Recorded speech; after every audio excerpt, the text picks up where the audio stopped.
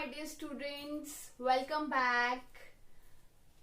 Yes, of course you are here with me to learn with Shobha, right? Now today we are going to start a new topic, that is the glove and the lions. It's very interesting story. Basically it is a poem, a narrative ballad. In the last class, I'm sure you have read a ballad also. You think about that, and now I'm going to start this narrative ballad, that is The Glove and the Lions by Leigh Hunt. Okay, so let's talk about first what is narrative ballad. Yes, I know you know very well what is ballad, as we have learned in the last class, right? So let's recap what is ballad. For sure ballad is a poem that tells us a story, right? है ना? तो ये जो poem आज करेंगे ये भी एक poem की form में है, लेकिन हमें क्या बताती है? एक story. So how it forms?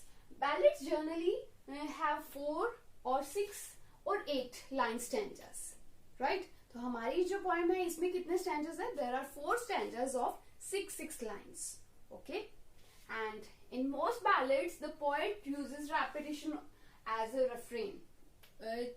Stress देने के लिए, बार बार चीजों को रिपीट करने के लिए, किसी एक बात पे पॉइंट आउट करने के लिए, उसे एम्फेसाइज करने के लिए पोएट यूज करता है repetition. Okay, so theme most of the time जो नैरेटिव बैलेड्स होते हैं उनकी एक थीम रहती है, थीम बेस्ड पोएम्स होती हैं. ऑफ कोर्स हमारी भी पोएम आज थीम बेस्ड है, इसकी भी एक थीम है, and that is bravery, courage, vanity, or there is no place of vanity in love, true love, right? Next is narrative. It tells us a story. Okay, the poet leaves a lot of unanswered questions in a ballad. Clues are provided in the language and imagery used. There may be a climactic moment or a social lesson conveyed through it. एक lesson मिलता है हमें, एक moral मिलती है, कुछ सीखने को मिलेगा आज की पोएम में भी फॉर श्योर. Next tools.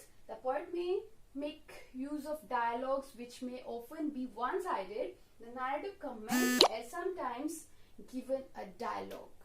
तो इसमें कई बार ऐसा भी होता है कि डायलॉग फॉर्म में भी रहती है पोएम, तो यहाँ ऐसा नहीं है, लेकिन एक पोएटिक फॉर्म में ही है और नैरेटिव फॉर्म है. और let's see what is about the poem, but before that we have to talk about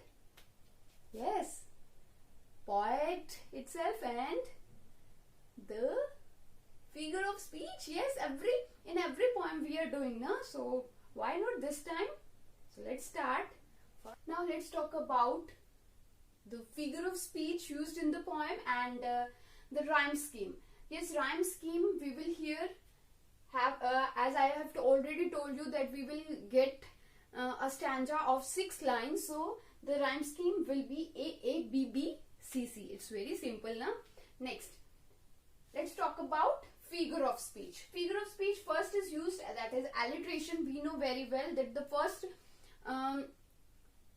sound, consonant sound of a word, the initial sound, consonant sound of a word, consecutive words like rammed, rod, r sound is coming, right?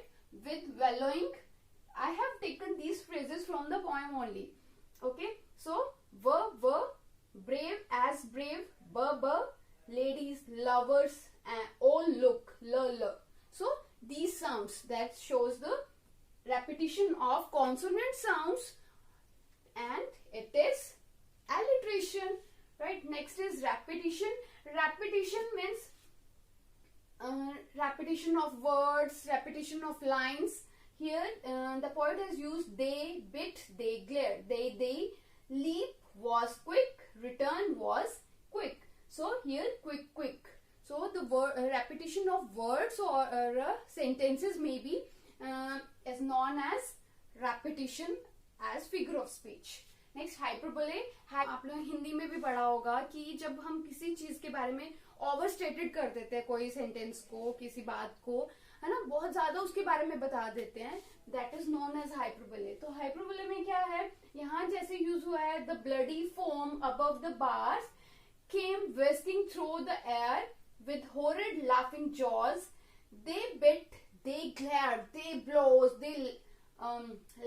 blows like beams. A wind went with their paws. मतलब उनके expressions को, जैसे lions उसमें fight करते हैं, तो वो lions के जो एक्सप्रेशंस है, उनकी मूवमेंट्स हैं, उनको इतना ज्यादा हाईली स्टेट किया गया है, उस स्टेटमेंट उसमें मतलब हाईली एक्सप्रेस किया गया उसे, जितना शायद उसकी मूवमेंट इतनी नहीं होती होगी जितना उसे शो किया गया है लॉयंस की मूवमेंट्स को। तो यहाँ हाइपरबोले यूज हुआ है। Next is simile. सिमिली हमें पता है जहाँ कंपैरिजन हम यूज करते हैं, और कंपैरिजन में हम वर्ड्स यूज करते हैं एज और लाइक, है ना। तो यहाँ वर्ड यूज हुए हैं as, the count mail lover is brave as brave can be. So comparison है कि वो जितना ब्रेव हो सकता था कोई पर्सन, तो वो लवर उतना ब्रेव था, तो यहाँ as is used. Okay, I hope you got these figures of speech. Now let's talk about the poet and then the story summary of the poem. I have extracted these stanzas from your book only. So James Henry Leigh Hunt, he was born in 19 October 1784 and died in 28 August 1859. So was an English critic, essayist, essays लिखते थे, critic थे। critic क्या होते हैं? जो हमें किसी और की लिखी हुई poems को, writings को, उनके बारे में अच्छा और बुरा हमें बता पाए, है ना। Poet and writer. So he was versatile, a kind of versatile person, right? He is best known for his narrative poems, जो एक पूरी डिटेल में नरेट की जाती हैं poems, है ना। narrative poems लिखने के लिए वो ज्यादा फेमस थे, which usually have exotic themes, एक जो हमें एक्साइटेड कर दे, थोड़े हमें जिसमें ब्रेवरी हो, जिसमें क्यूरियोसिटी हो, right, but are written in familiar tone and simple language. वो जानी पहचानी सी टोन हमें मिलती है उसमें, और सिंपल लैंग्वेज वो यूज करते थे। Abou Ben Adhem and Solomon's ring are his most renowned poems. ये उनकी फेमस पोएम्स थी, ठीक है। तो आज हम कौन सी पोएम कर रहे हैं उनकी? The glove and the Lions, right. तो क्या है पोएम में? शायद मैंने भी हाइपरबोले यूज किया है ना, कि बहुत ज्यादा बढ़ा के बता दिया कि इतना कुछ है पोएम में, आपको इतना कुछ मिलेगा, इतने फिगर्स ऑफ स्पीच यूज किए हैं, नैरेटिव बैलेड है ना। तो क्या है पोएम की स्टोरी, क्या है? Let's talk about it.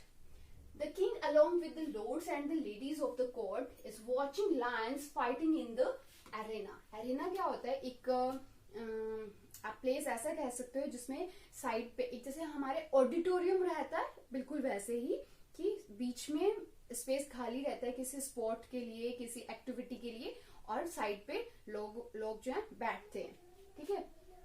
One of the ladies present was the beloved of Count de Lorge. There was a person named Count de Lorge, and among those person, जो audience थी, जो spectators वहां बैठे थे, उन spectators में एक lady थी वहां प्रेजेंट थी, who was the beloved of Count de Lorge.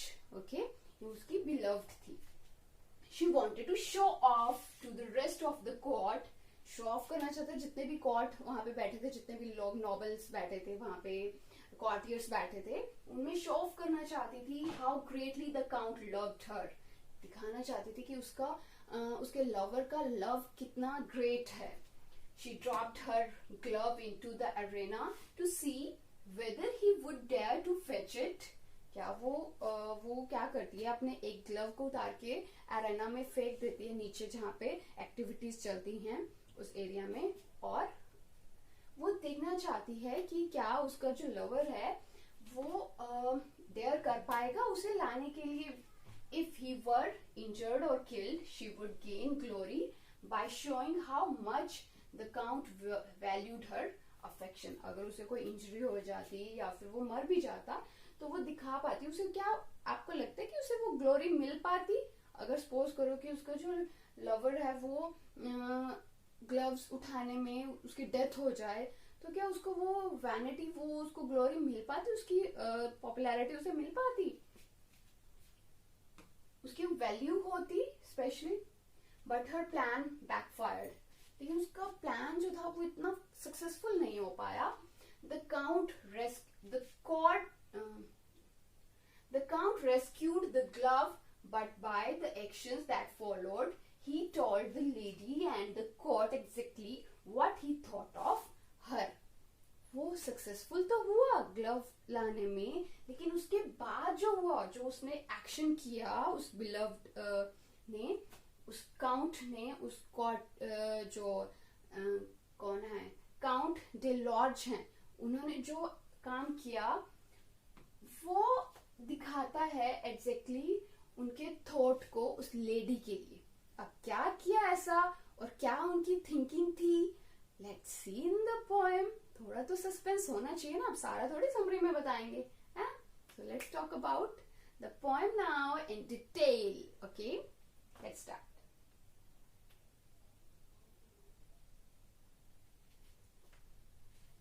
Yes, the poem starts from here. This is an unusual love poem about a lord and a lady in King Francis court. किसके court में सब चल रहा है, किसकी सभा में हो रही है सब? King Francis. Okay. King Francis was a hearty king. Hearty here, friendly basically, है ना? वो बहुत फ्रेंडली किंग थे। ऐसा नहीं कि हमेशा अपनी ही प्राउड में रहना, किसी से बात नहीं करना। No, he was not like that. He was very hearty, he was very friendly king and loved a royal sport. और बहुत लव करता था, उसे बहुत पसंद थे रॉयल, राजघरानों के जो स्पोर्ट्स होते हैं, खेल होते हैं, उन्हें बहुत लाइक करता था। And one day as his lions fought sat looking on the court. और एक दिन क्या हुआ था, लायंस की फाइटिंग हुई, लायंस लड़े, sat looking on the court, और सारे बैठे कॉर्ट में उन्हें देखने के लिए। Next, the nobles filled the benches, the ladies in their pride. Nobles जो थे उन्होंने अपने बेंचेस पे अपनी सीट्स ली, लेडीज ने भी अपनी सीट ली, पूरे अपने आप को शो ऑफ करते हुए, है ना। एंड मंगेस्ट मीन्स अमंगेस्ट, उन सब के बीच में, them set the count day large, the hero of the story, right? Set among them all the people with one for whom he sighed. किसके साथ बैठा? जिसके लिए वो सांस लेता था, जिसे वो लाइक करता था। And truly it was a gallant thing to see that crowning show.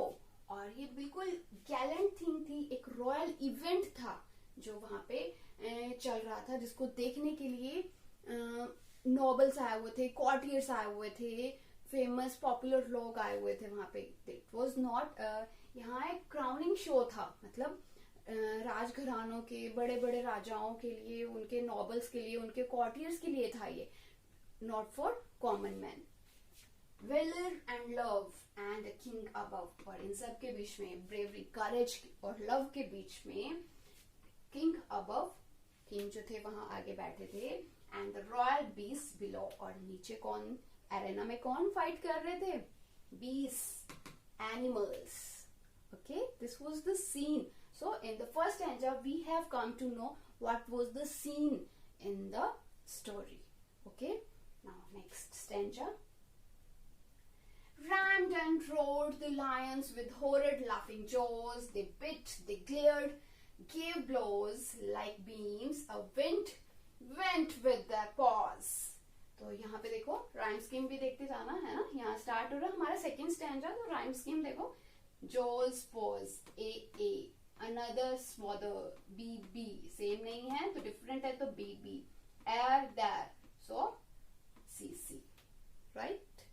Now, rammed and roared the lions with horrid laughing jaws. यहाँ पे अब हाइपरबोले यूज हुआ है ना, लायन के एक्सप्रेशंस को बहुत बढ़ा बढ़ा के बताया हुआ है ना। तो क्या कह रहे हैं, रैम्ड एंड रोड, बहुत ही वॉलेंटली, बहुत ही ब्रेवरी के साथ और रोरिंग करते हुए जो लॉयंस थे, विद हॉरिड लाफिंग जॉयस, एकदम वो अपनी जोस को टाइट करते हुए रोर कर रहे थे, जोर जोर से रोरिंग करना होता है ना, कि लायन जो बोलता है that is known as roar, है ना।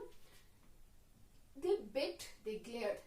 Here for lions, they bit, second form of bite. एक दूसरे को काट रहे थे, खा रहे थे, glared, stare कर रहे थे, घूर रहे थे, gave blows, like blows दे रहे थे, जोर जोर से दहाड़ रहे थे, जोर जोर से आवाजें दे रहे थे, like beams, and a wind went with their paws. उनके पंजों के साथ, उनके paws के साथ ऐसा लग रहा था तेज तेज हवा चल रही है जैसे वो कदम रखते थे. With bellowing might and stifled roar, they rolled on one another. तो एक दूसरे की तरफ जब वो rolled up करते थे, एक दूसरे की तरफ जब वो चलते थे, तो ऐसा लगता था कि एक सीरियस कॉमोशन हो रहा है, एक सीरियस मूवमेंट चल रहा है उनके बीच में. वो धीरे धीरे से स्टेप आगे बढ़ाते थे. Till all the pit with sand and mane was in a thunderous smother. कब तक ये हुआ, कब तक ये मूवमेंट चलती रही?